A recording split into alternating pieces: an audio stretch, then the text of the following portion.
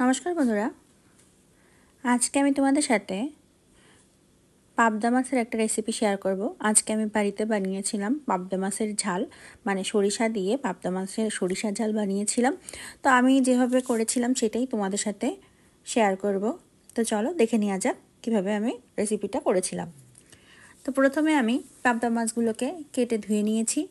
এবার এর ভিতরে আমি লবণ, হলুদ আর সাদা তেল দিয়ে নিলাম। এবার মাছগুলোকে আমি খুব ভালোভাবে একটু মেখে নেব। এবার মাছগুলো আমি 10-15 মিনিটের জন্য এভাবে করে মেখে রেখে দেব, যাতে লবণ মাছের মধ্যে বেশ ভালোভাবে ঢোকে, এটার জন্য। এবার আমি 2 রকমের সরিষা আর কাঁচা লঙ্কা নিয়েছি, সেটাই ব্লেন্ডারে পেস্ট করে নিয়েছি।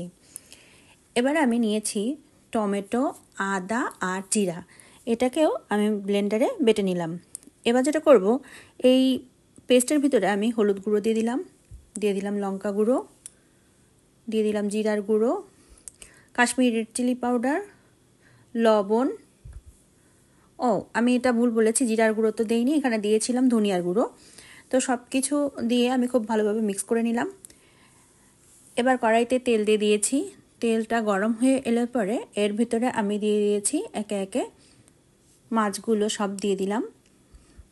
মাছগুলো আমি একটু লাল লাল করে ভেজে নেব। তো মাছগুলো আমার এক পিঠ ভাজা হয়ে গিয়েছে, আমি উল্টিয়ে দিচ্ছি আর এক পিঠ ভেজে নেওয়ার জন্য। তোমরা চাইলে হালকা করেও ভেজে খেতে পারো, আমরা বাড়িতে একটু কড়া করে ভাজি। তো মাছগুলো আমার মোটামুটি ভাজা হয়ে গিয়েছে। এই পর্যায়ে এলে পরে আমি সবগুলো মাছ তুলে নেব। মাছগুলো তুলে নিয়ে এবার আমি ওই তেলেই রান্নাটা করে নেব।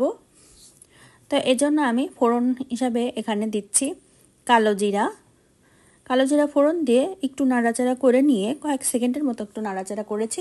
এর ভিতরে আমি দিয়ে দিচ্ছি যে পেস্ট আমি বানিয়ে রেখেছিলাম গুঁড়া মশলা দিয়ে, সেটাই দিয়ে দিলাম। দিয়ে এবার খুব ভালোভাবে মশলাটাকে আমি কষিয়ে নেব। মশলাটা যখন কষে আসবে, মানে উপর থেকে যখন তেলটা ছেড়ে দেবে, এই পর্যায়ে আমি এর ভিতরে দিয়ে দেব যে সরিষাটা আমি বেটে রেখেছিলাম, সেই সরিষা পেস্টটা আমি এর ভিতরে দিয়ে দেব। সরিষা পেস্টটা দিয়ে আমি আবারও খুব ভালোভাবে সব কিছু একসাথে মিক্স করে কষাতে থাকবো মশলাটার সাথে, যাতে সরিষাটা খুব ভালোভাবে মিক্স হয়ে যায় এবং ভালোভাবে কষে যায়। এর জন্য ক্রমাগত নাড়তে থাকবো এবং যখন তেলটা ছাড়তে শুরু করবে তখন আমি এর ভিতরে ঝোলের জন্য জল দিয়ে দেবো। ঝোলের জন্য জল দেওয়ার পরে আমি বেশ ভালোভাবে একটু নাড়িয়ে চাড়িয়ে নেব, যাতে সব কিছু জলের সাথে বেশ ভালোভাবে মিক্স হয়ে যায়। দিয়ে দিলাম 2টো কাঁচা লঙ্কা মাঝখান থেকে ফাটিয়ে দিয়ে দিলাম এভাবে। এবার ঝোলটাকে আমি জাল হতে দেব। বেশ কিছু সময় ঝোলটা জাল হয়ে যখন আসবে, তখন আমি এর ভিতরে আগে থেকে ভেজে রাখা পাবদা মাছগুলো দিয়ে দেব। এবার আমি খুন্তির সাহায্যে মাছগুলোকে ঝোলের মধ্যে ডুবিয়ে দিলাম, যাতে মাছগুলো বেশ ভালোভাবে সিদ্ধ হয়ে যায় এবং এর ভিতরে সব মশলাপাতি বেশ ভালোভাবে ঢুকে যায়। এবার আমি আরেকটু সময়ের জন্য মাছগুলো জাল করে নেব। এবার খুন্তির সাহায্যে মাছগুলোকে একটু উল্টিয়ে দেব, যাতে দু পিঠেই বেশ ভালোভাবে তেল মশলা ঢোকে, এটার জন্য।